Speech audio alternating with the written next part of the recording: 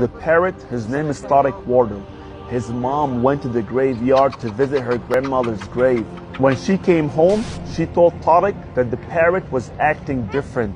He instantly remembered the hadith of the Prophet ﷺ when he said, when the kuffar are put in their graves, everything can hear their screams and their shouts except al-thaqalain, al-ins wal-jinn.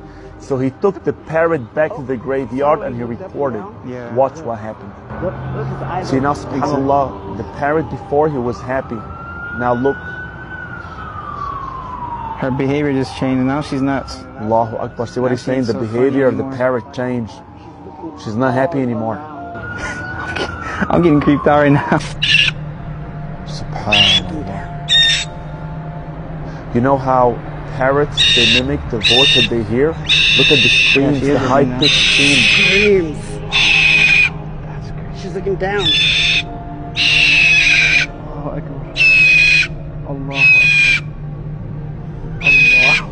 Oh my God. Allahu Akbar, what are you seeing? Allahu Akbar. Oh, she's getting scared. Over here. She's ripping.